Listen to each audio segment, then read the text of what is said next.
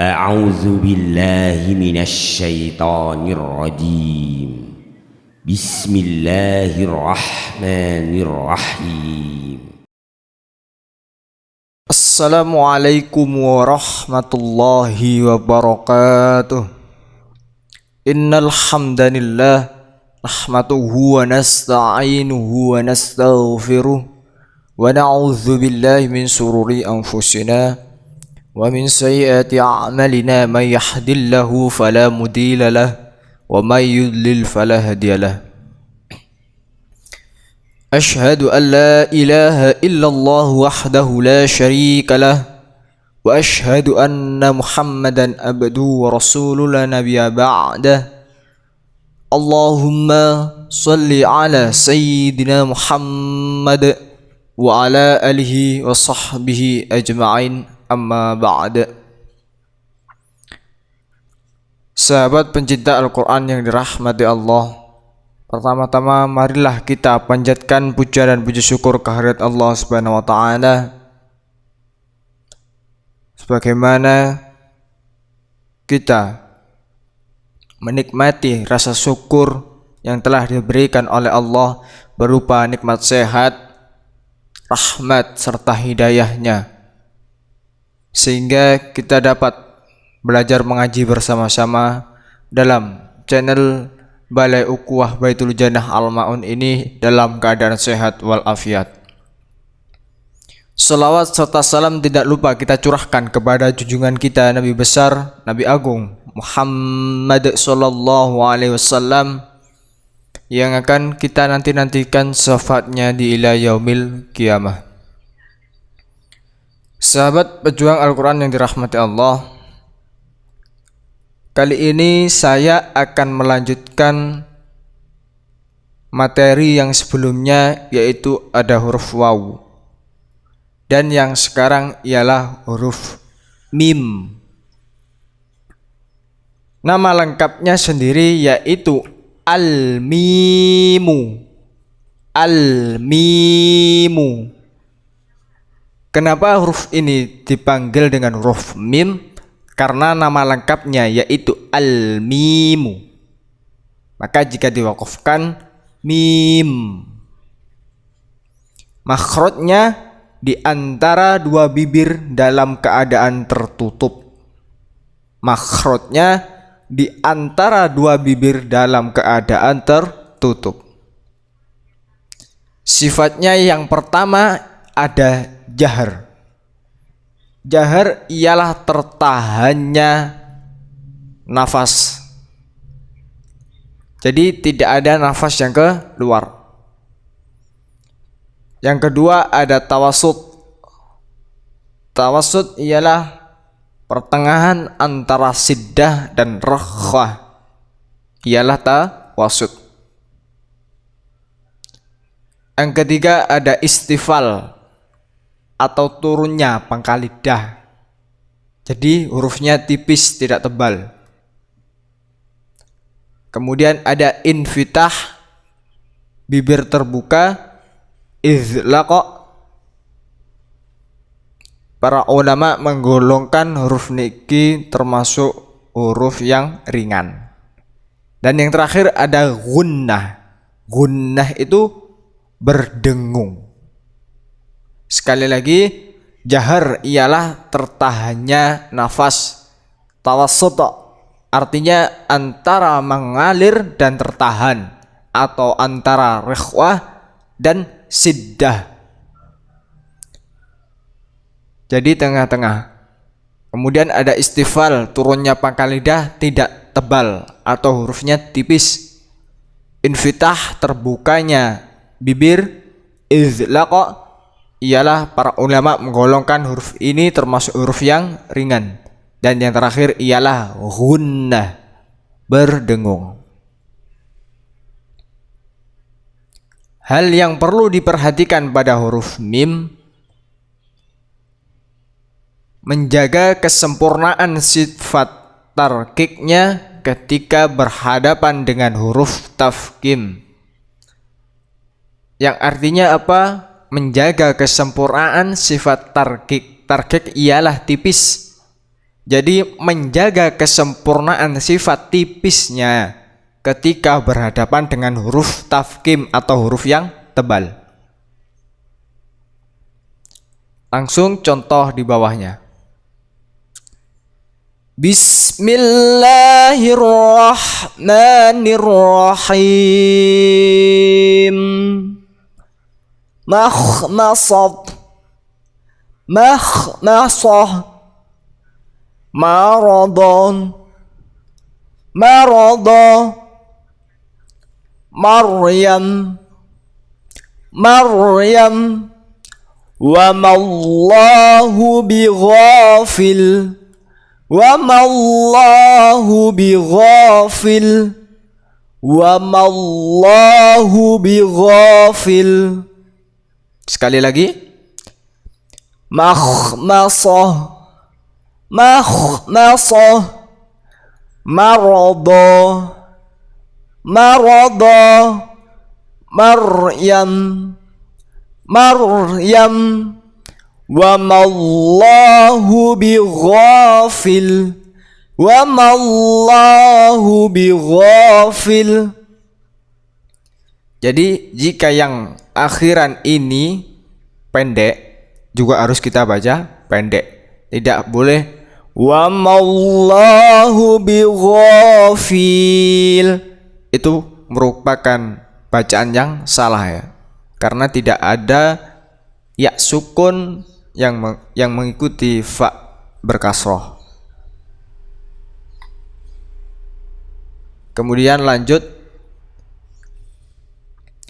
Ma mimu bam.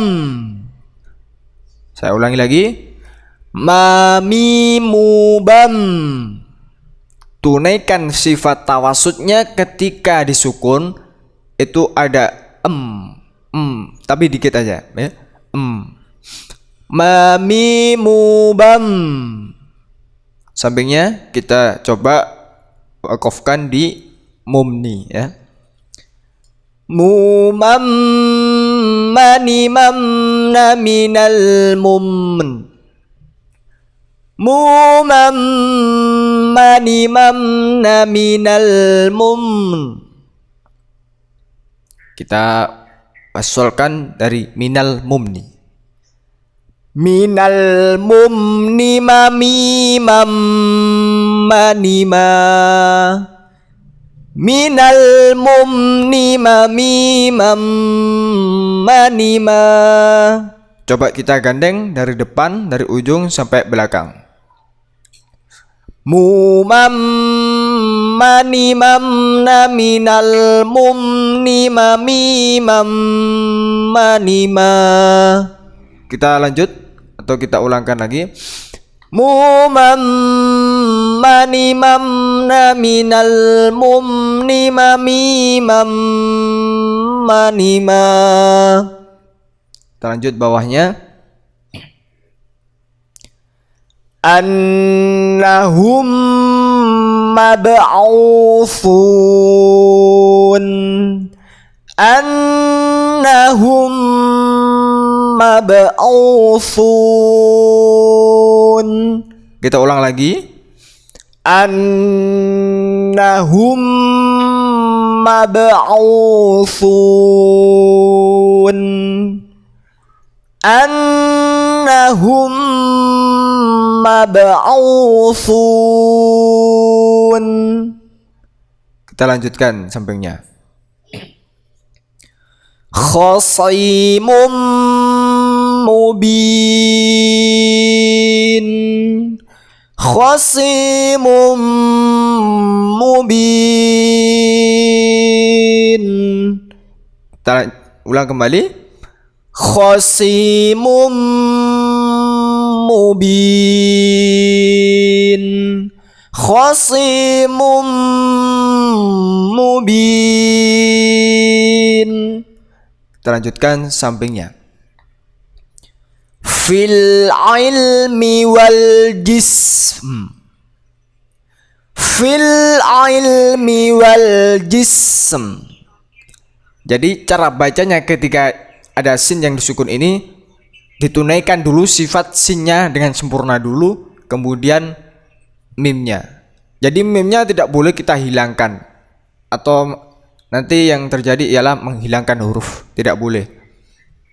Jadi begini bacanya. Fil ilmi wal jism. Fil ilmi wal jism. Bawahnya khuliqa min ma'in dafiqa. Khuliqa min ma'in dafiqa. Kita ulang kembali. Khuliqa min ma'in dafiqa. Khuliqa min ma'in dafiqa. Kita lanjutkan untuk sebelahnya. Alaihim muqsadah. Alaihim muqsadah. Kita ulang. Alaihim muqsadah. Alaihim muqsadah. Kita lanjutkan sampingnya. Azab yaumin muhita. Azab yaumin muhita. Jadi untuk za ini juga ada sifatnya yang namanya rokhlah, yang dimana kita harus menunaikan aliran suaranya, ya, aliran suaranya. Azza za azab yaumin muhita. Azza za. Jadi sebelum mengucapkan huruf za itu ada alirannya dulu. Za za. Jika kita baca begini. Azab yaumin muhita. Alhamdulillah, kita lanjutkan untuk bawahnya. Ini ada yang namanya walam. Walaam. Walaam, maaf ya. Walaam. Wawu udah di materi yang sebelumnya. Sekarang kita tunaikan bagaimana cara mengucapkan huruf waw yang benar. Wala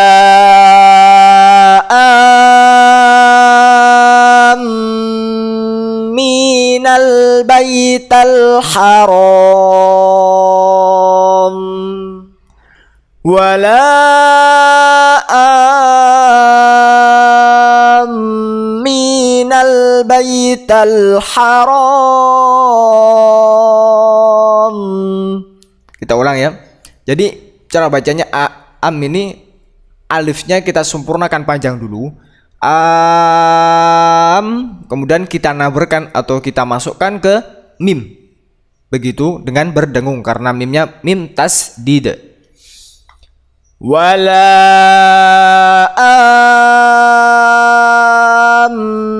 minal baital haram. Wala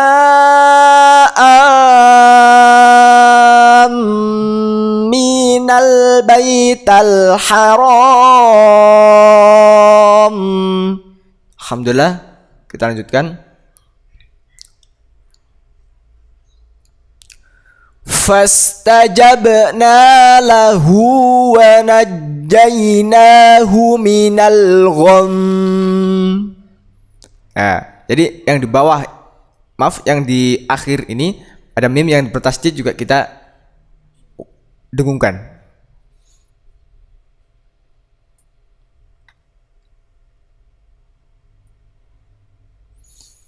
Kita ulang kembali. Fastajabna lahu wa najjaynahu minal gham. Jadi langsung masuk ya, bukan ghom, tapi ghom langsung masuk di mim. Kita ulang. Fastajabna lahu wa najjaynahu minal gham. Fastajabna lahu wa najjaynahu minal gham. Alhamdulillah. Kita lanjutkan kembali. Wa tuhibbunal mala hubban jamma. Hati-hati, di sini ada fathahtain bertemu dengan jim, ialah ikfaha kiki. Kemudian juga ada mim yang bertasdid, kita dengungkan. Setiap mim dan nun yang bertasdid kita baca dengung. Kita ulang kembali. Wa tuhibbunal mala hubban jamma. Wa tuhibbunal mala hubban jamma. Kita lanjutkan kembali. Hati-hati, di sini ada ana. Ialah yang nanya kita harus baca pendek. Contoh. Wa ma ana alaikum bihafiz. Ini juga ada huruf dha yang sebagaimana ini juga ada sifatnya yang namanya rikhwah, artinya mengalirnya suara. Jadi harus kita tunaikan dengan tebal, bukan bihafiz tapi bihafiz. Jadi harus tebal. Ini ialah huruf isti'la atau terangkatnya pangkal lidah. Jadi cara bacanya juga harus kita tebalkan, bukan bihafiz tapi bihafiz. Jadi harus tebal. Kita coba ulang. Wa ma ana alaikum bihafiz. Wa ma ana alaikum bihafiz. Alhamdulillah. Kita lanjutkan kembali untuk yang bawahnya. Hati-hati, yang pertama ini ada fanta. Nun sukun bertemu dengan huruf ta. Hukum tajwidnya ialah ikhfa hakiki. Sebagaimana kita harus memasukkan dengan berdengung. Artinya yang artinya kita harus cara mendengungkannya sesuai dengan makhraj hurufnya, huruf berikutnya setelah nun sukun ya. Jadi cara mendengungkannya ialah sesuai dengan makhraj setelah nun sukun.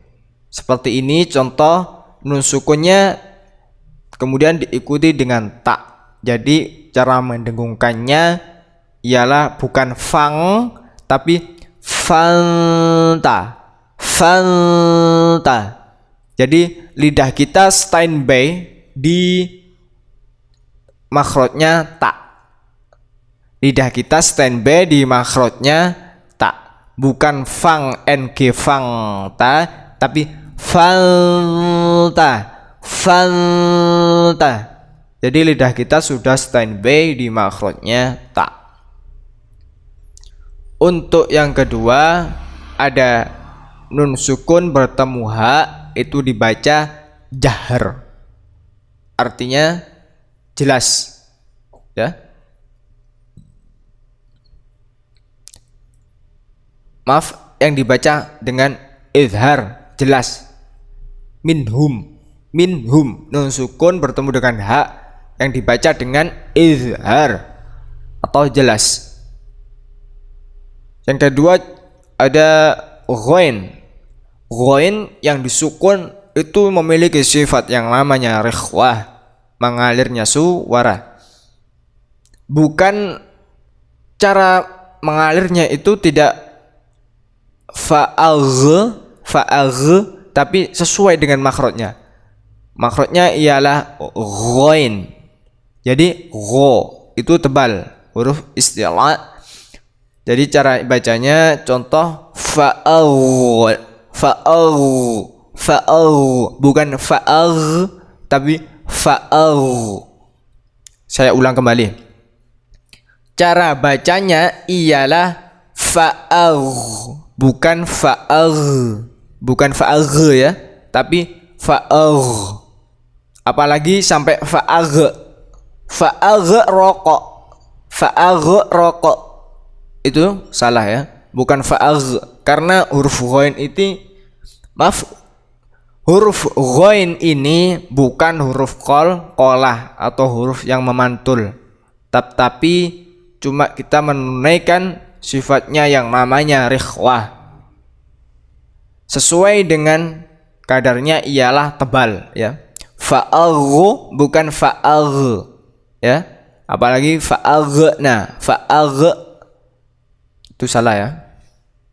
Kemudian ada qaf yang disukun. Qaf yang disukun ini cara memantulnya ialah sesuai dengan makhraj juga. Makhrajnya ialah qaf bukan kaf ya. Jadi cara memantulkannya kita beri qaf. Contoh fa'aghraq, rokok bukan rokok tapi rokok ya. Kemudian ada mim yang bertasdid. Setiap nun dan mim yang bertasdid harus kita baca dengung yang lama. Ini ya, mim dan nun yang bertasdid. Kemudian ada zal, huruf zal. Kazzabu,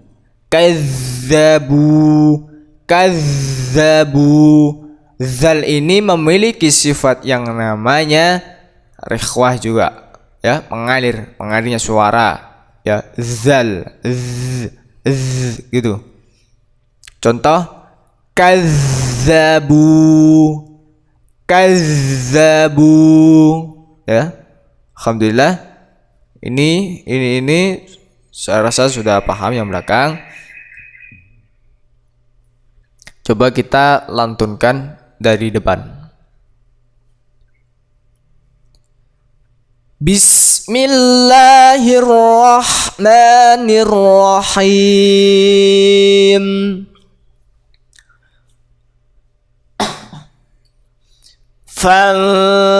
فانتقمنا منهم فأغرقناهم في اليم بأنهم تaulang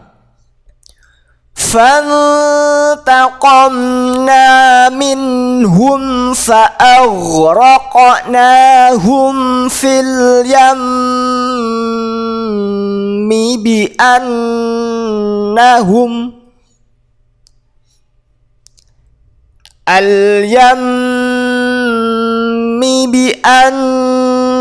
بأنهم كذبوا بآياتنا.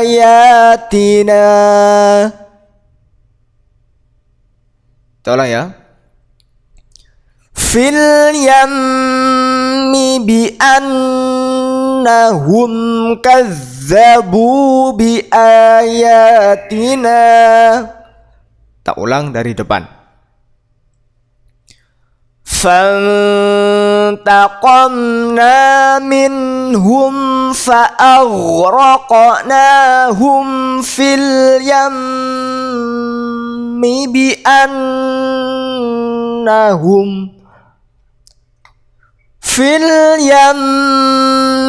بأنهم كذبوا kazzabu biayatina. Alhamdulillah. Kita lanjutkan untuk bawahnya. Saya jelaskan dulu. Yang pertama ialah ada ro yang disukun, yang sebelumnya diikuti dengan fathah ya, alif yang di fathah. Jadi cara bacanya ialah ro yang dibaca tafkim atau ro tebal. Wa ar, wa ar, wa ar, wa ar ya. Bukan wa ar tapi wa ar. Ro yang dibaca tebal atau ro tafkim. Yang kemudian ada mi. Mi ini dibaca pendek. Yang kemudian ada fathah tain. Fathah tain bertemu dengan alif dibaca dengan izhar, jelas. Nah, ini yang kemudian ya. Kemudian ada wawu yang disukun. Yang pertamanya ada alif, bacanya au, bukan au, tapi au, langsung ya. Langsung masuk di u-nya. Bukan au, tapi au, langsung masuk. Dan perhatikan pada makhrajnya z ini ada rokhahnya juga. Jadi yazi, zi, yazi harus kita tunaikan.